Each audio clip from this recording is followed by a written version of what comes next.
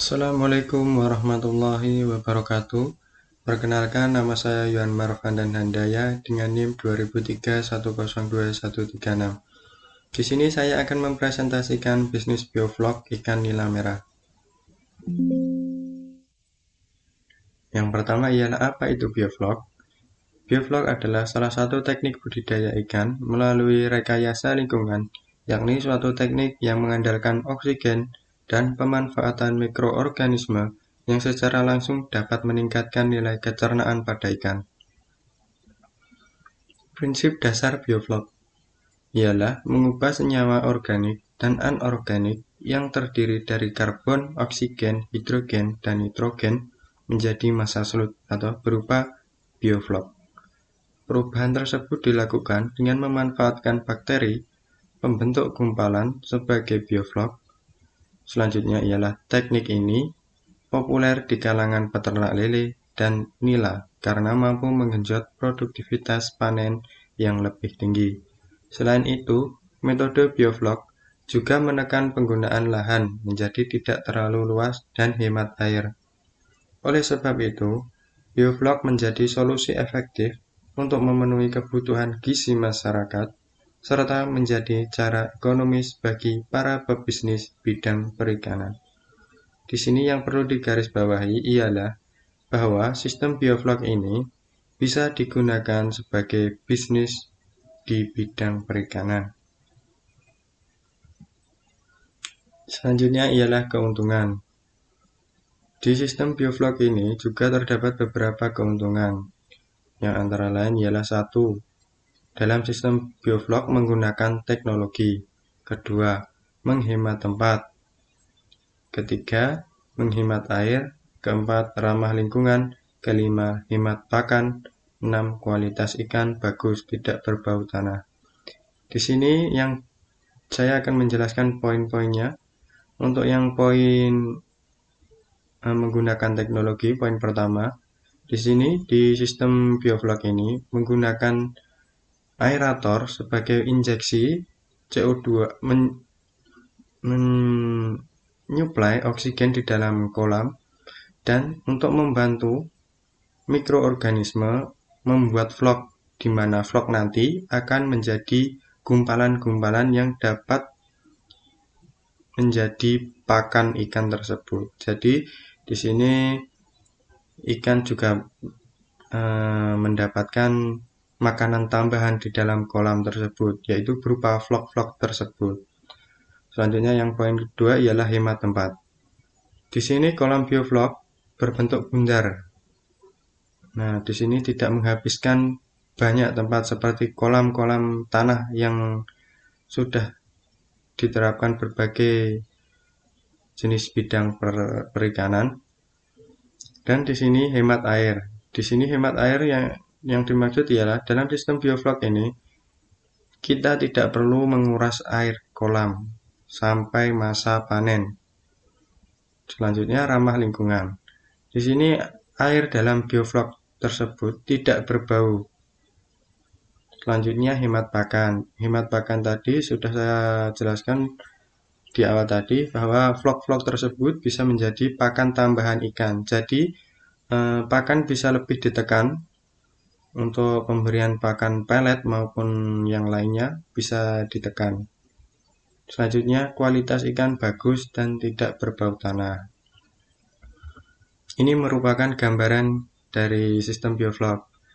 Nah, di sini kita juga dapat keuntungan yang lainnya. Kita dapat menebar bibit secara padat dengan jumlah ekor ikan yang padat. Selanjutnya ini hasil panen dari sistem bioflok. Nah, ini yang dimaksud dengan kolam bioflok. Bentuknya seperti ini, bundar. Di sini dengan lahan sekitar segini mampu memuat berapa kolam? Banyak kolam. Nah, seperti ini. Selanjutnya ialah cara budidaya. Di sini sebelum memulai budidaya bioflok, yang dibutuhkan ialah kolam. Kedua, bahan yang meliputi molase, garam, dolomit, probiotik. Nah, bahan ini ialah sebagai bahan pembuat vlog. bioflok yang dapat menjadi makanan ikan tambahan, yang dibantu dengan aerator atau pembuat gelembung udara sebagai suplai oksigen di dalam kolam. Selanjutnya, yang poin keempat ialah benih ikan yang berkualitas. Selanjutnya ialah kapasitas kolam. Satu kolam berdiameter 4 dapat ditebar benih ikan 1000 ekor agar pertumbuhan dan pengontrolan ukuran ikan dapat serasi dan mencapai ukuran yang maksimal. Hal ini sudah dilakukan percobaan dengan pemilihan benih yang bagus. Selanjutnya ialah metode budidaya. Yang pertama ialah mengaplikasikan semua bahan ke dalam kolam dengan mengkondisikan air untuk berfermentasi selama 7 hari untuk membentuk vlog-vlog yang dapat berguna bagi ikan yang dibantu dengan aerator. Dan setelah 7 hari, benih ikan baru dapat dimasukkan ke kolam. Selanjutnya yang poin kedua ialah setelah semua pengaplikasian bahan dan ikan sudah dimasukkan ke kolam, kita hanya perlu melakukan perawatan saja dengan memberi pakan ikan sampai panen dan perawatan berupa penyortiran. Tidak perlu mengganti air kolam. Nah, di sini yang saya jelaskan di awal tadi yang merupakan cara untuk menghemat air.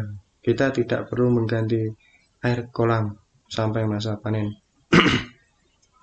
Selanjutnya ialah yang poin 3, dengan penebaran benih ikan 50 ekor per kilo, panen dapat dilakukan 3,5 bulan atau paling lambat 3 bulan 3 minggu dengan jumlah ikan 1 kg berisi 2 ekor atau 3-4 ekor. Untuk takaran pakan ikan diberikan 2 kali sehari dengan aerator menyala 24 jam. Selanjutnya ialah pemasaran. Untuk strategi pemasaran, yang pertama ialah memastikan produk atau ikan hasil budidaya memiliki kualitas yang bagus. Di sini untuk poin pertama, kita harus memastikan terlebih dahulu bahwa produk kita, ikan hasil budidaya yang kita hasilkan, itu memiliki kualitas yang unggul, bisa bersaing dengan hasil budidaya lainnya, bisa bersaing dengan produk yang lainnya, memberikan kualitas yang baik untuk konsumen. Selanjutnya yang nomor 2 ialah untuk penentuan harga, kita dapat langsung menjual produk ke konsumen tanpa melalui tengkolak. Untuk yang poin kedua ini, kita mencari konsumen, langsung ke konsumen saja. Jangan melalui tengkolak, karena tengkolak biasanya bisa memainkan harga tersebut. Jadi jika kita melalui tengkolak, harga tersebut harga jual yang kita miliki, harga jual ikan hasil budidaya kita terjual tidak sesuai dengan standarnya jika melalui tengkulak. Untuk yang poin 3, memotong jalur distribusi agar harga produk tidak semakin tinggi karena biaya distribusi. Di sini yang dimaksud memotong jalur distribusi ialah kita langsung mengirimnya langsung ke konsumen yang dapat kita jangkau. Kita tidak perlu untuk lewat tengkolak maupun lewat dijual ke orang untuk menjualkannya lagi. Kita di sini langsung pergi untuk mengantar hasil panen ikan tersebut langsung ke konsumen tanpa melalui perantara untuk memotong harga.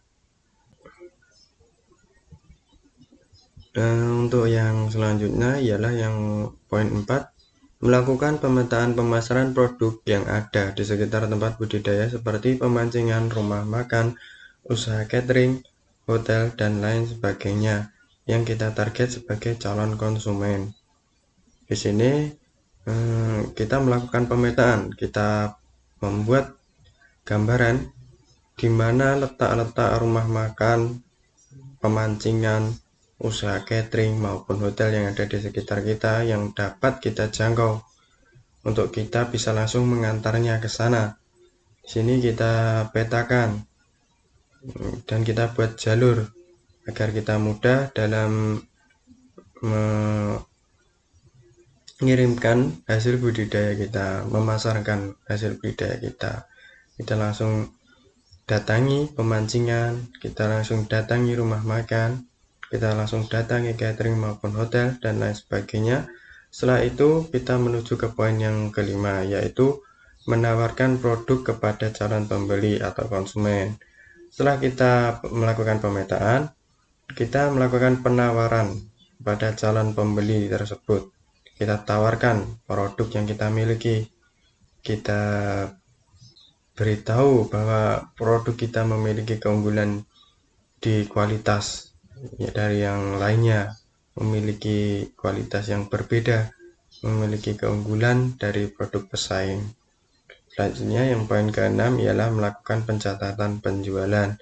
Di sini kita juga perlu mencatat penjualan-penjualan yang kita lakukan guna untuk mengontrol pemasaran. Selanjutnya yang ketujuh ialah kita juga dapat membuat rumah makan dengan produk olahan sendiri yang dapat memperluas pasar. Nah, di sini untuk yang poin ketujuh ini sangat penting. Di sini saya akan menjelaskan seberapa besar prospek yang bisa kita bangun di budidaya bioflok ikan nila tersebut untuk masa depan. Kita bisa membuat rumah makan sendiri. Dengan kita membuat rumah makan sendiri, kita ambil produk dari budidaya ikan nila tersebut sebagai menu makanan di rumah makan tersebut. Selanjutnya kita juga bisa membuat pemancingan. Kita bisa membuka pemancingan sendiri dengan memakai produk kita sendiri, mengambil dari hasil budidaya tersebut sebagai spot untuk pemancingan. Selanjutnya untuk usaha catering. Nah, untuk kita juga bisa membuat usaha catering dengan olahan ikan nila. Kita bisa membuatnya.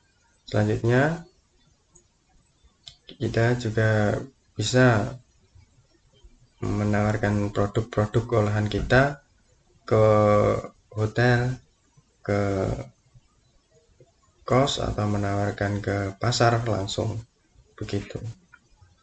Selanjutnya untuk perhitungan. Untuk perhitungan modal ini, yang pertama ialah membutuhkan satu aerator untuk satu kolam, menghabiskan dana Rp500.000. Selanjutnya untuk pembuatan satu kolam kita membutuhkan dana sekitar 2 juta. Setelah itu kita total memperoleh hasil 2.500.000 untuk modal pembuatan kolam serta aerator.